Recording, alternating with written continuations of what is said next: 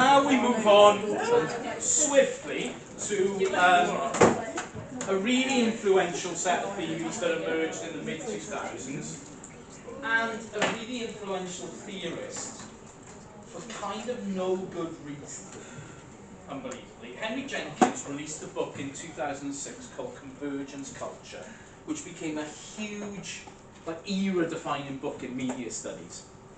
Convergent culture is really, really simple.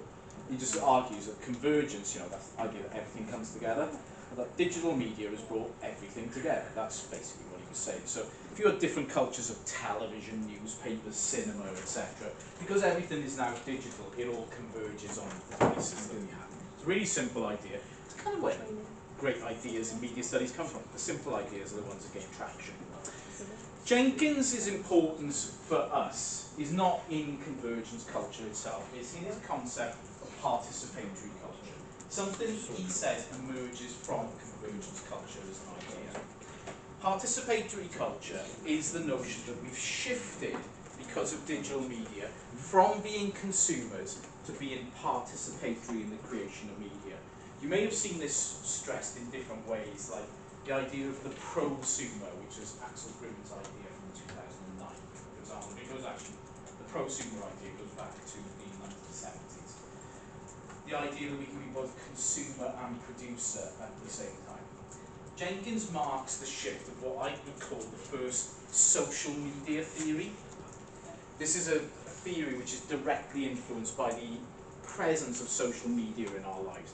Now, Jenkins was writing at a time where social media was still quite in its infancy. Big networks where Jenkins was talking about would have been MySpace, Billy Bebo, which we were talking about just now, that would have been a big network at that time.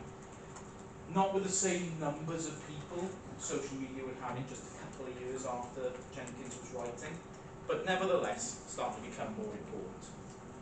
So, for Jenkins, the main characteristic of social media is that it is spreadable media. And I'll talk a little bit about what that means in a second. Consumers play an active role in spreading content. Consumers in this model are grassroots advocates for materials which are personally and socially meaningful to them. Therefore, participatory culture is a culture where we have meaningful parts to play in what becomes culturally significant. What we decide to spread around, to share, to modify, to create, becomes the core of what society is. No longer is society dominated by culture which has been decided for us, by companies, by organisations, but instead, for Jenkins, it means that we make the choices about what is culturally important. Right there is the big problem with Henry Jenkins. Jenkins puts, just as network power didn't give us enough agency, Jenkins gives us too much agency. Because what he fails to notice is that the way that we spread culture is through platforms which are owned by big companies. So we choose to spread culture through Instagram, which is owned by Meta. We choose to spread culture through TikTok, which is owned by ByteDance. And they ultimately decide what gets spread and what doesn't by virtue of what we call algorithmic governance, how algorithms dictate how content gets spread amongst us. So Jenkins makes a big error on the other side from the one that Castells makes. Castells says there's too much power in the networks. It's like, well, that doesn't give us any agency. Jenkins goes the other side. We've got all the power here. It's like, hang on a minute, that's not correct either. Actually, it's somewhere in the middle where we need to be here. Nevertheless, Jenkins's ideas are still pretty meaningful to us. And participatory culture, at least, is a nice idea, I think. Spreadable media is this idea, it's based on the logic, if it doesn't spread, it's dead. Basically, for Jenkins, in contemporary culture, media that is significant is the stuff that gets spread around, gets shared, gets liked, gets commented upon. And the stuff that doesn't disappears into the ether. And you've all, well, maybe not all of you, but some of you have experience with this. You've taken a picture of something and put it on Instagram, and you've had like 2 likes. And then you deleted it, because that's shaming, and you don't want 2 likes. instead you've gone out and you've tried to take a better image of something which gets 50 likes, and then you're happy again. Basically for Jenkins, it's that sort of mechanism now dictates what our cultural touchstones are. So basically, we actively shape media flows so the culture becomes more participatory. Sharing, co-creation, remixing, reusing, adaptation of content, these are all things which characterize contemporary culture, which is participatory. But it's only stuff that spreads around that's important. I already have a problem with that, because it advocates too much power to certain people in society. Those who are, for example, influencers in society, get to dictate what culture is. Jenkins, though, argues that spreadable media empowers us. It empowers us to do interesting and creative things, and makes us an integral part of the success of platforms. Again, I'm not sure why that's a good thing to be integral, because let's say, after this lecture, you go out, take a brilliant image, get it up on Instagram, thousands of likes, you become a viral sensation. How much money do you make from that? Zero. A big fat fucking zero. How much money does Instagram make from that? Loads. Making Mark Zuckerberg more money is not something that interests me. But there you go. Longer-term benefits include the expansion of the range of potential markets for a brand and the intensification of consumer loyalty by increasing emotional attachment to the brand or media franchise. Can you see the language being used here? This is all about brands, about consumer loyalty, etc., etc. Jenkins comes from a position where participatory culture is all about commercial success. As I say, these are my points underneath, this is highly capitalistic and accepts a number of assumptions about network users. Mostly, we are to be thought of as consumers and as part of what is known as participatory culture. Participatory culture is all about consumption. That's kind of depressing, as far as I'm concerned. Basically, we become brands, franchises, parts of a bigger sort of brand ourselves. So the idea that we're empowered is really problematic, because what we're empowered to do is make money for somebody else. That's not great. You know, I don't feel wonderful about that.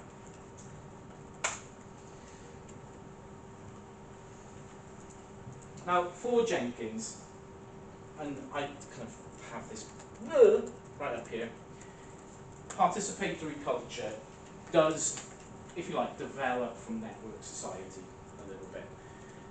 Because participatory culture involves participants who interact with one another.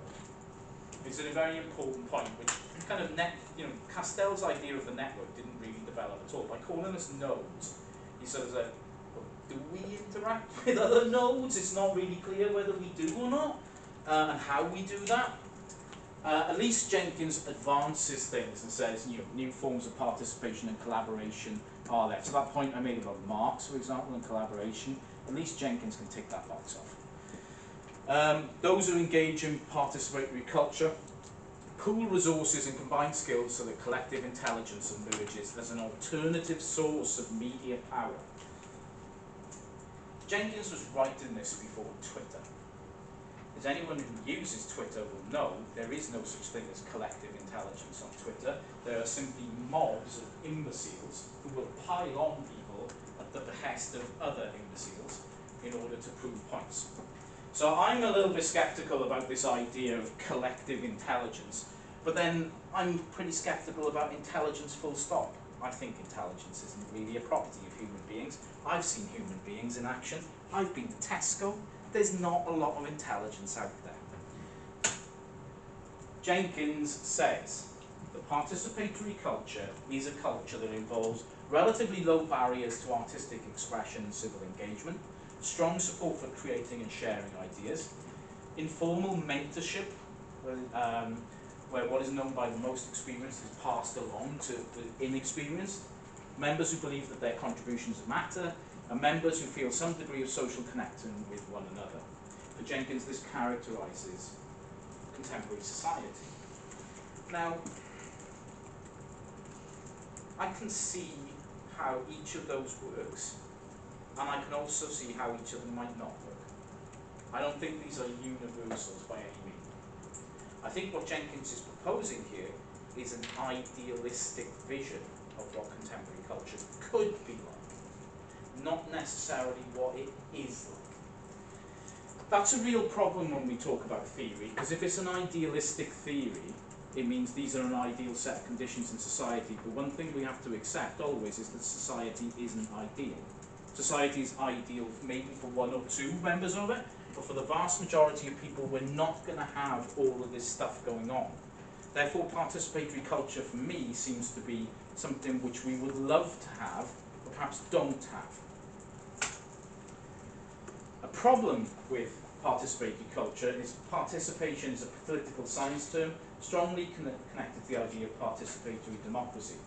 For Jenkins, that means humans meet on the net, form collectives, create and share content. Culturalistic understanding of participation and ignores basically everything. He ignores everything else that goes on. Ignores aspects of participatory democracy, ignores questions about the ownership of platforms and companies, collective decision-making, profit, class, and the distribution of materials. Participatory democracy, what I mean by this term here is the idea that participatory democracy is a term used to describe democracy when we are actually not participating in it whatsoever. The fact that we're given a vote does not make us part of democratic structures, especially if our vote doesn't count for anything. Corporate platforms owned by Facebook, Google, and the rest of them strongly mediate the cultural expressions of internet users. When we post something, I mean, I don't know if people are aware of this or not, but when you post something on Instagram, not all of your followers can see it. I don't know if people are aware of that or not, but that's not how it works. When I make a sarky comment on Twitter, perhaps 10% of my Twitter followers might see that post. The algorithm decides what those people see.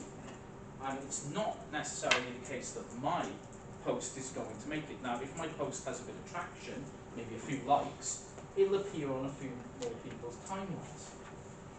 But actually, the idea that you post something and everyone in your network sees it is a myth. The companies that own those platforms work to mediate the information that we contribute to them.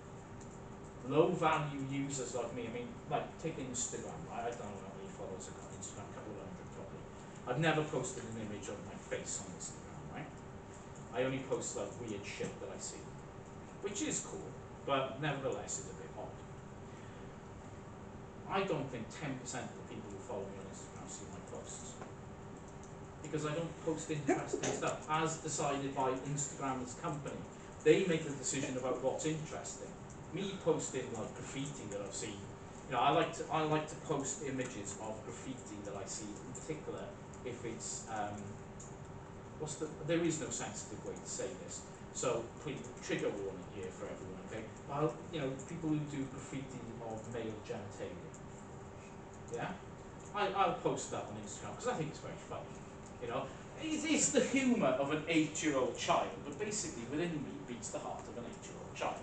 And I post that stuff on Instagram, and nobody sees it, which is probably for the best. Let's be fair. Basically, my content is being mediated by the platform, right?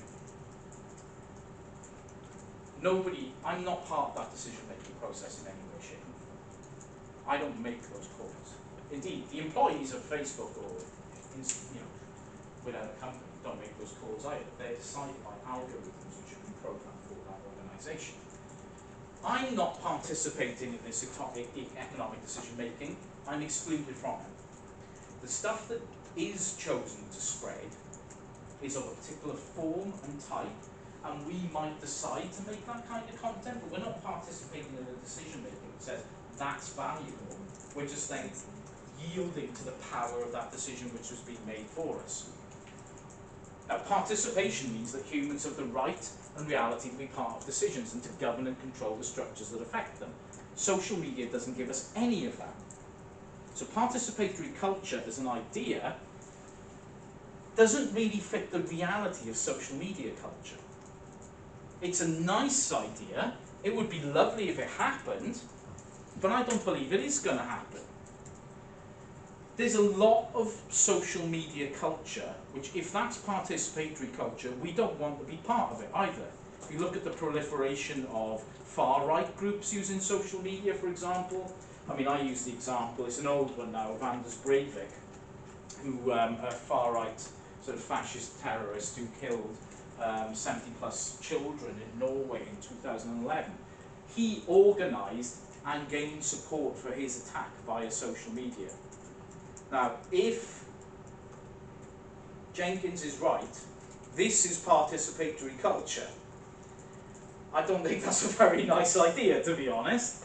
So, you know, the negative, and Jenkins is universally positive. If participatory culture is a thing, the whole world's going to be better for it. And I look at some of the things that happen via social media and think, I'm not convinced by this optimism, my friend. I think you've underestimated how grim human beings are and how grim, you know, social media can be for it.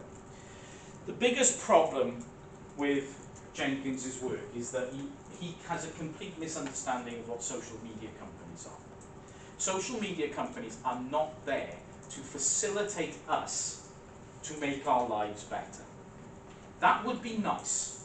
That would be lovely. And indeed, that's what they'll tell you that they are there to do. If you ever look at a press conference by Mark Zuckerberg, that's exactly what he says he's doing. He will always tell you Meta as a company is there to make people's lives better and to make connection with others easier. And our whole role is to make the world better.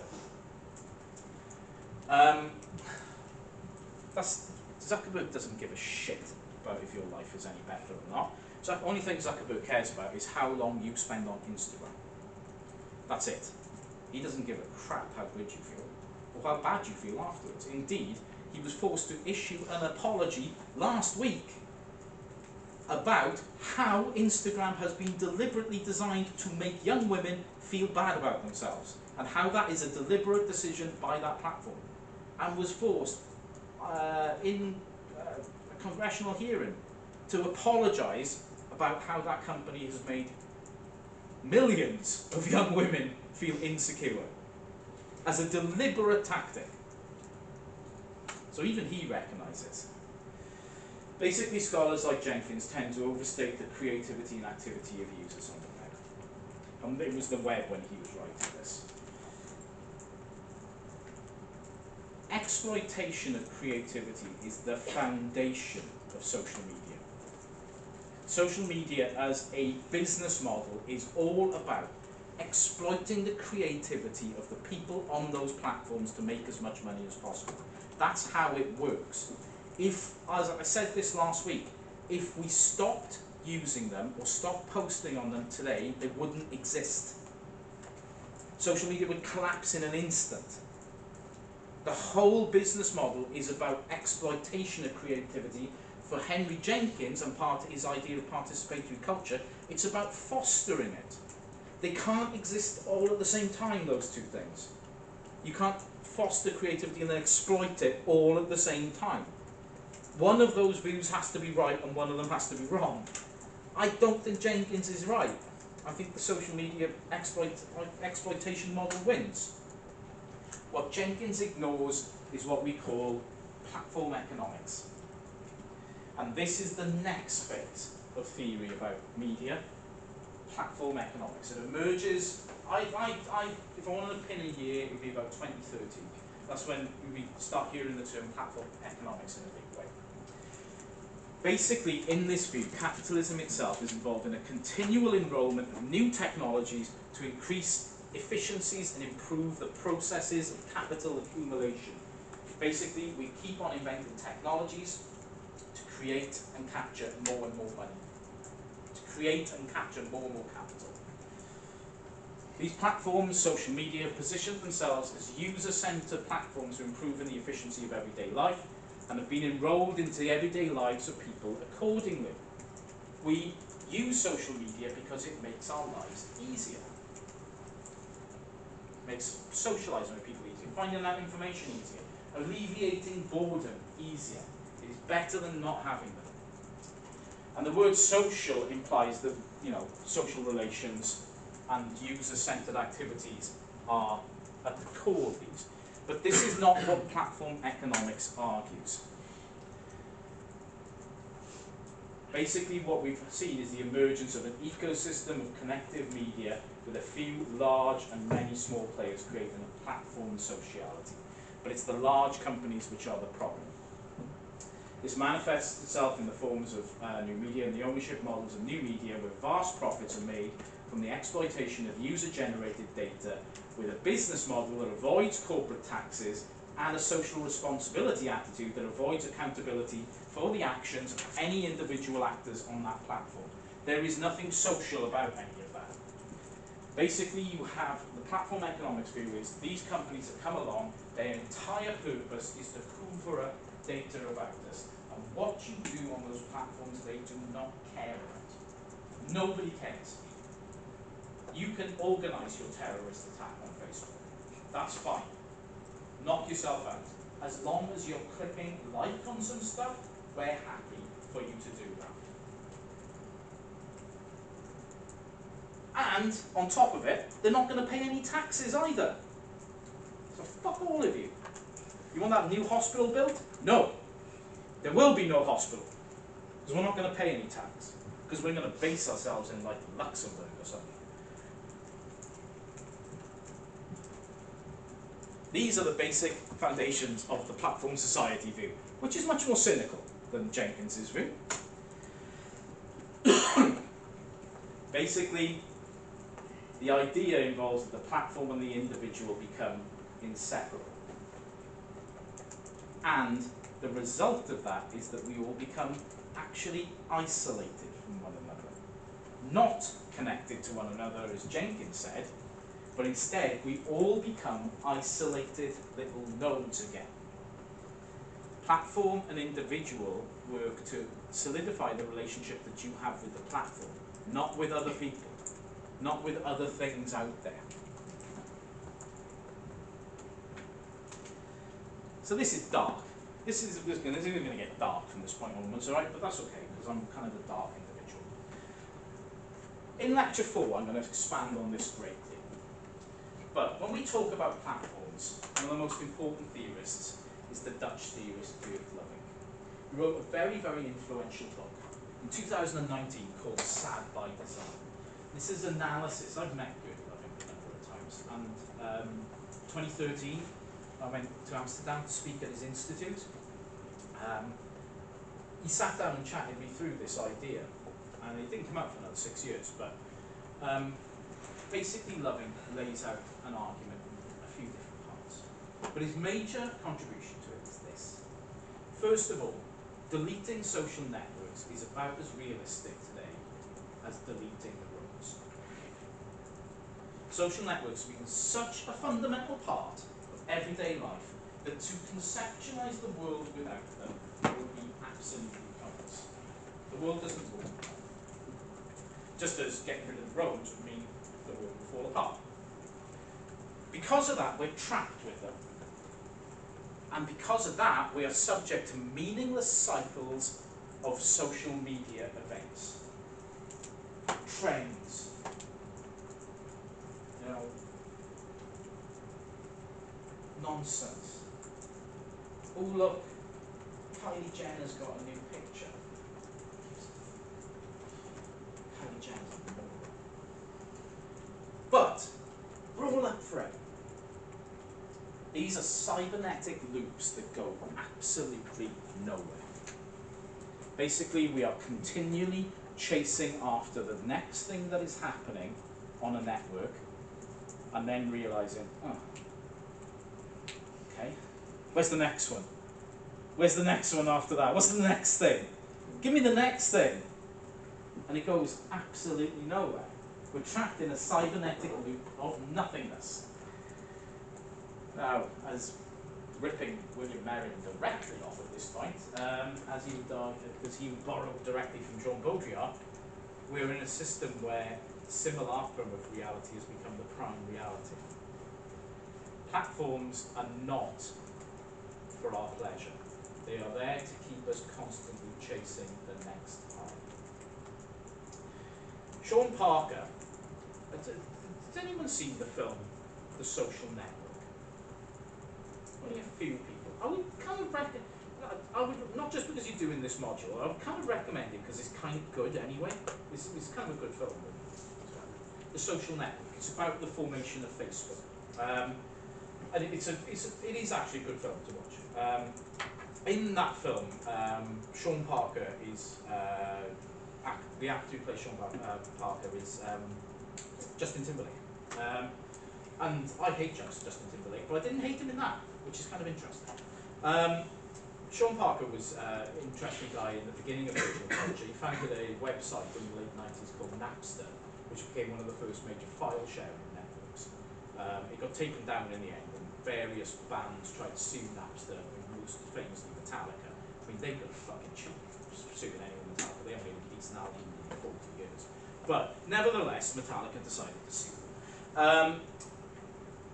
Sean Parker, when interviewed about Facebook, when he left the company, revealed some secrets about it. And Parker revealed that not just Facebook, but Instagram in particular, had been developed as an addiction by design model. How would they do this? Well, basically they hired the same people who make slot machines and so on in Las Vegas to ask them, how do you keep people addicted to something where they know they're not going to win? He said, well, you always let them win, but you keep them losing for long enough, just until their attention wanes go, and then you let them win. So basically, what Facebook as a company did was use social validation feedback loops to exploit vulnerabilities in human psychology. The vulnerability that they exploited is triggered by two major stimulants usually: gambling behavior and opiate addiction, which have roughly the same neural pathways in the brain, which is why gambling addiction is so dangerous, because it's kind of like opiate addiction in terms of the pathways which are exploited. But basically, use the argument that Snapchat's like heroin, and because Snapchat uses the same kind of basic mechanism as this. What you do, and what Parker outlines how you keep people addicted to platforms, is you keep giving them rubbish. And I explained this a bit last week, right, how to tune people love. You give people boring stuff, good stuff. Boring stuff, boring stuff, boring stuff, boring stuff, good stuff. So you keep people just interested enough to consume content over and over and over again, because in order to trigger the high, you have to consume. And that's where you make money. By continually getting people trapped on the system, chasing the next high. So platforms themselves are designed to keep you sad and lonely until they make you happy for a brief second. And then they reinforce the sad loneliness of your existence. You might think I'm being really harsh here. That's exactly what the people who designed these systems say. This is not me saying it. This comes from the people who've actually designed the For You page. That's why it's like that. Again, I'll talk much more about this in lecture 4, but the chemical system that is used to reinforce this behavior is the dopamine system. Now, there might be other people in this room who have the same affliction as me, as I do, but I have I'm mental basically, right? But I have a disorder called attention deficit hyper disorder. And basically, all that boils down to is my dopamine system doesn't work properly. I need more dopamine than normal people to operate at a good level. Which means I'm always doing things like this, because that gives me a dopamine rush. Okay? I'm happy. And I'm doing, I do other stupid shit. This is why I look like a walking fucking, like somebody spilled a can of paint. because tattoos give me dopamine for weeks on end, because the pain is really, really dopamine producing for me, and like I will sit and literally sat for 6 hours and had that done, and I felt good for about 3 weeks afterwards. Just burned for ages, and it's great. Now, for good loving, that lovely chemical that I don't produce enough of, unfortunately, is the metaphor for our age. Because all the stuff that we use on a day-to-day basis, all the social networks and so on, are involved in producing dopamine spikes. We have what's called a dopamine cycle. And social networks tap into that dopamine cycle. So the neurotransmitter stands for the accelerated up cycles of our mood. What loving means by that is the up cycles, is we're kept down and then we shot up, always. Now what happens when you go on a dopamine binge is very unfortunate. Other people might have experienced this. There's a very good way of experiencing this if you've abused opiates. Please don't do that, okay? Just take my word for it, don't do the practical. We have a euphoric high and then an inevitable crash. So, you will feel really good for a little bit of time and then until the next one. And the next one. And that's how it works. These are constant psychological bursts that keep you hooked. Hooked to the product. The reason why you can sit for 3-4 hours at a time looking at TikTok, it's right there. It's a neurotransmitter system rather than a media-based thing. But the media is tapping into that. Now, for loving, as a result, we are dead inside as human beings. This is where he goes a little extreme. Now, I like it. I like the idea that we're dead inside, that we have nothing going on apart from chasing the next high. We're just a bunch of mood swings programmed by platforms. I see it all the time. I see it with colleagues. You know, people I work with are so weird. They're just on mood swings all the time. And you know it's because they don't actually do any work in their office, right? They're just scrolling through fucking Instagram. So it's, you know, it's the same kind of thing. As I said, we'll get into this a lot more in lecture 4. But the platform society is a dark idea. Basically, we can't even detox from it, because that only deals with the symptoms, not the society itself. It might help us a little bit. After engagement with likes, comments, texts, etc., we feel empty and indifferent to the world. And that's by design.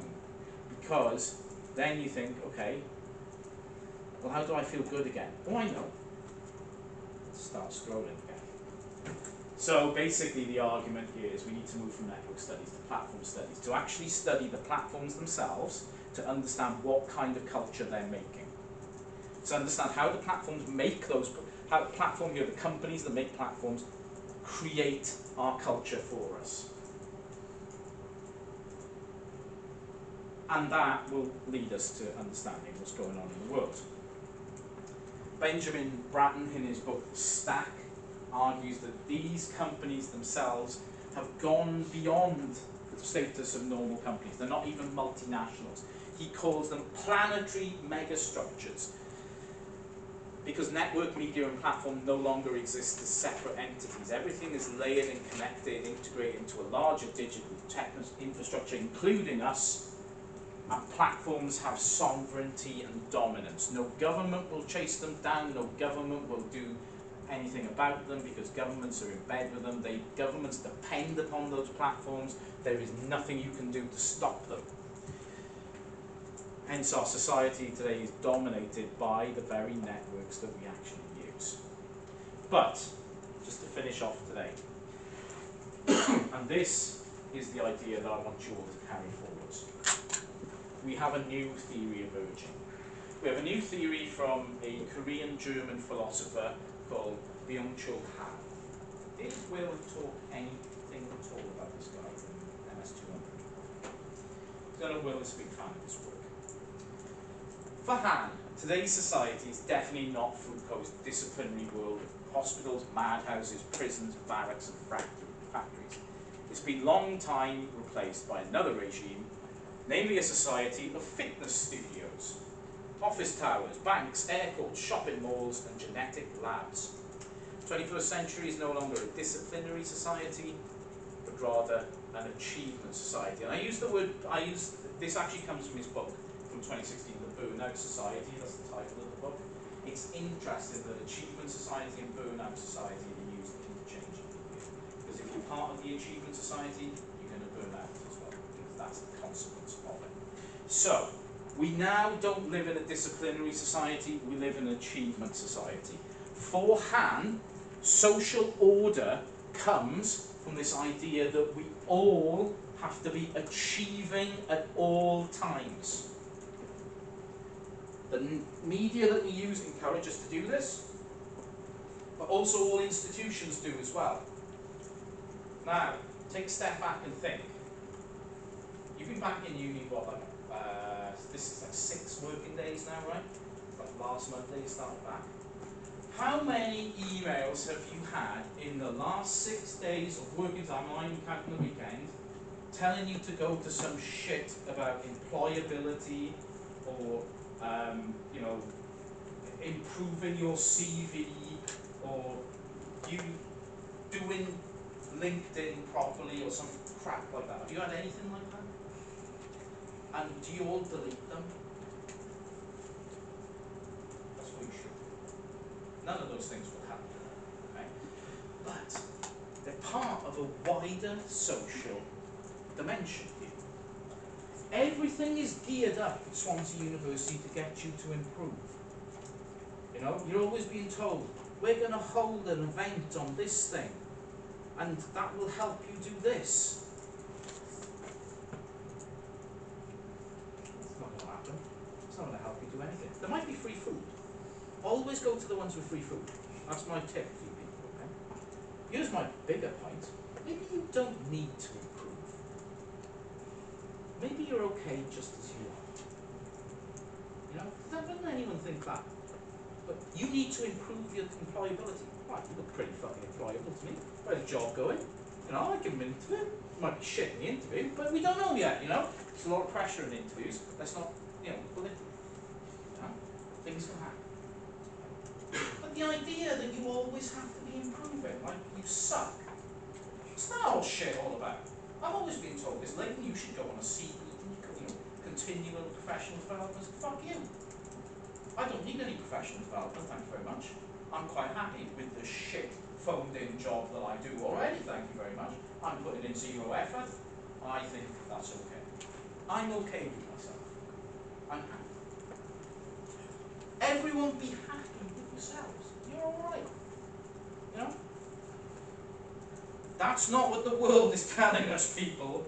That is not what the world is telling us. Every time I have to experience Instagram, that hellhole of hate, I'm always seeing people achieve shit.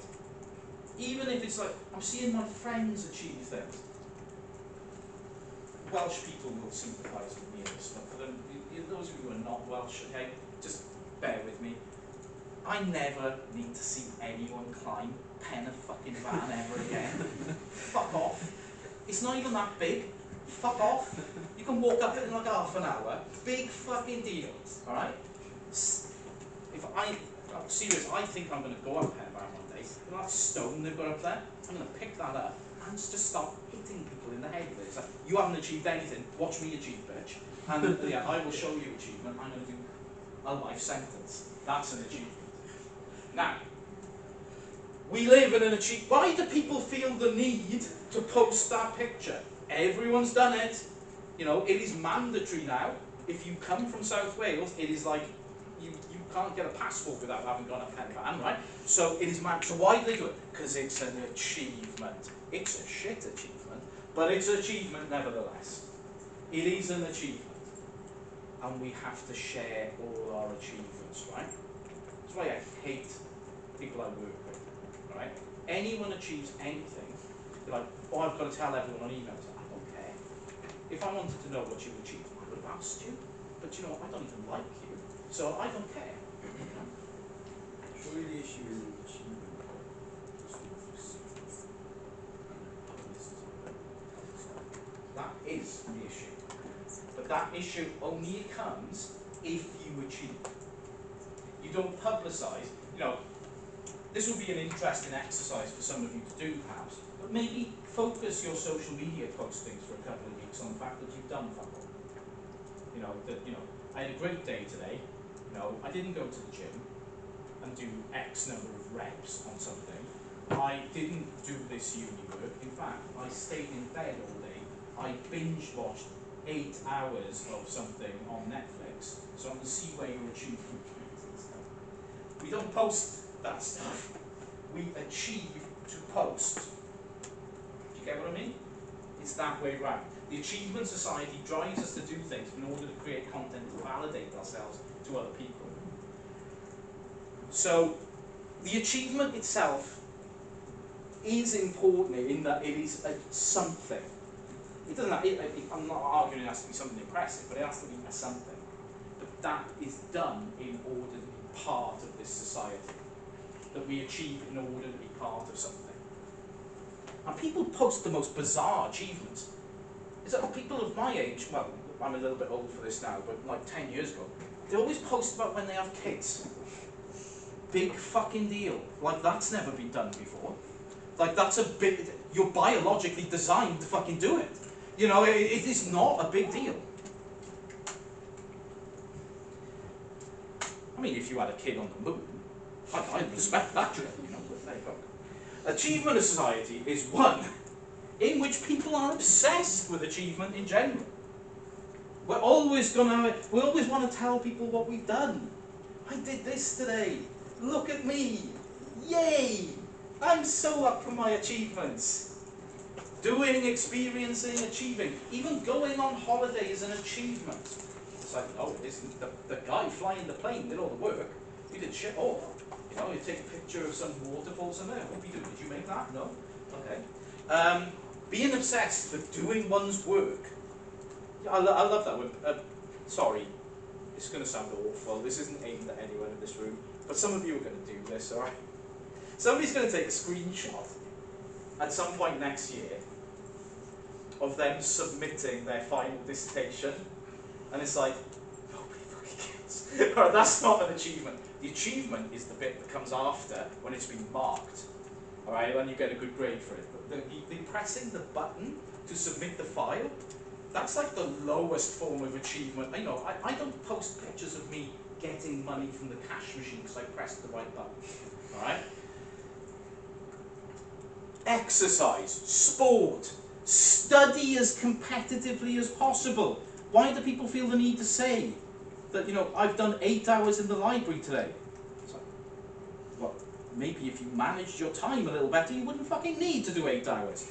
You know? Experiencing as vast a set of experiences as possible. Travelling the world. I don't care. Achieving the highest honours, credentials and recognitions. All of this has to be done. In this model, people are, well, it says that people post stuff because they have made achievements, not because they're achievements. Yeah. But in the example where somebody posts them clicking a button with their last, it surely highlights that it's not just achievements. They don't think that that is the achievement. Oh, but I disagree. I disagree. I think they do highlight that as the achievement. That I got to this stage, I got to the end. I completed. That's the achievement, right? What the model is saying is that everything becomes an achievement. In an achievement society, all things become achievements. You know, when somebody posts a picture, they just had their hair cut. That's not an achievement, right? That might be an achievement for the guy or the lady who cut your hair. I can see that. But sitting in a chair for 2 hours, that's not an achievement. You know, what have you achieved exactly by having your hair cut? You know, do you see, everything gets put into the category of achievement, no matter how mundane it is, because everything we've done has to be displayed in this way in this society. So, I mean, again, with the tattoos, right? I don't put pictures of tattoos up on social media because it's not my achievement at the end of the day. I sat there while someone else did this. Okay, I don't do them myself because that would be really hard. And you know, I'd probably be like, it wouldn't go well. You know, if they want to put a picture of it up, great, that's an achievement for them, but not for me. What Han argues is we're no longer obedience subjects, but achievement subjects. Now that's an individual who's accepted this new achievement society wholeheartedly as an entrepreneur of the self or the achievement subject. This is why I have a big problem with the module we run in Teaching Block 1 of Year 2, that preparing for work module. I have made this argument in team meetings that basically what we are doing is making you all entrepreneurs of yourselves. And that is a fundamentally soul-destroying act. It's reducing any self-worth down to how well you can market yourselves. I think that's a fundamentally dangerous thing to do. Because should you not market yourself well, which is a particular skill, which some people have and some people don't, then your self-worth is going to fucking nosedive. But there are other things which you are perfectly good at, which are being ignored because that thing is prioritised by all others. I think that's a fundamentally dangerous thing to teach any young people, let alone people in an age of anxiety in which we live in at the moment, who don't need any more anxiety. Rant finished. Such a person is not directly controlled by a dominating or exploiting boss, or you might have one, but they're not really free either because they choose self-exploitation, and such a person is a perpetrator and a victim in one. We have gone from the no you can't society of Foucault to the yes you can society of the achievement society, where yes you can becomes everything. You always have to be saying yes. You always have to be saying yes you can at all times. Not great. Prohibitions, commandments, and the law are replaced by projects, initiatives, and motivation. To heighten productivity, the paradigm of disciplination is replaced by achievement. And neoliberalism embraces this wholeheartedly because it increases productivity and hides the power relations in society if we're achieving all the time. The achievement subject is faster and more productive than somebody who just obeys. You can get somebody to do something by saying, look, just fucking do it. But if you say instead, if you do this, you can spread it on social media and you'll get all sorts of validation for it, you're likely to do it a hell of a lot faster and a hell of a lot better than somebody telling you to do it. What's the problem with this? It's extremely damaging to people psychologically and physically. The individual is induced into Herculean efforts of self-mortification in the pursuit of achievement, and bears the full weight of failure without the possibility of relief or forgiveness. Everything has to be about achievement, and if you fail, it is the end of the world. Failure cannot be tolerated. Those who do fail fall into deep pits of despair and depression. Do you know what? Here's a little adage for you to go by. Victory is empty. The only lessons come in defeat. Believe me. It's the only way I've got to the position I am today is by fucking things up. Because you learn from failures. You learn nothing from winning. We're no longer depressed when we fail. We are burned out as you cannot continue. Depression is just decaf latte these days. Now we're burnouts. If we fail, oh my God, it is the end of everything. We can't carry on, so on and so forth. How does this link to anything? Well, consuming meaningless content on the internet leads to a shallow interaction with reality, causing a sense of emptiness and a lack of meaningful experiences. And the pressure to constantly improve oneself in modern society has led to the rise of narcissism, depression, and anxiety, as individuals are encouraged to self-exploit and strive for perfection, resulting in failure or dissatisfaction. We are encouraged to be narcissists, to love ourselves and to love everything we do, and to throw ourselves into everything we do with absolute abandon. Narcissism refers to a weak, ungrounded, defensive, insecure, manipulative self Basically, everyone who has ever been on the television show Love Island is a raging fucking narcissist. And when I talk about them in those terms, weak, ungrounded, defensive, insecure, manipulative, you can see why. No interest in the future, little in the past, completely indifferent to the world. A vacuum that constantly needs to be filled with the evidence of presence, of doing something. Our lives are completely empty, so we have to fill that vacuum with some evidence that we do something. The rise of narcissism in society leads to a lack of deep relationships, as individuals only value friends who support their image, resulting in isolation or refusal to entertain any new perspective in the world. Consuming meaningless content on the internet leads to a shallow interaction with reality. We become shallow and we value the shallow. Depth disappears. How do we counteract this? Embrace negativity, people. Come talk to me. Come to my office hours. I will be as negative as you want me to be. I am negativity personified. I fucking hate everything. Okay? I will take you down and you will enjoy it. Embrace friction. Don't look for the easy option all the time. Don't look for the quick fix. Don't look for social media. Go meet people instead. You'll soon realise people suck. And that's okay.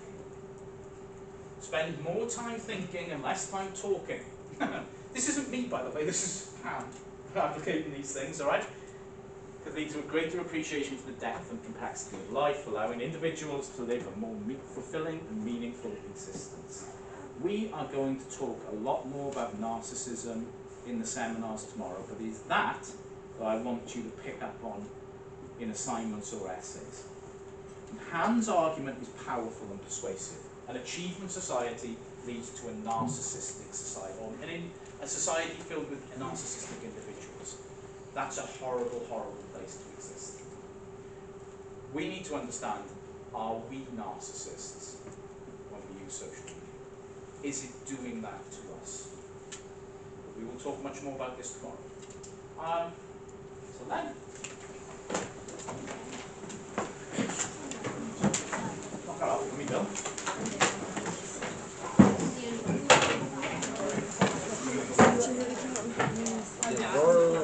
Definitely somebody you need to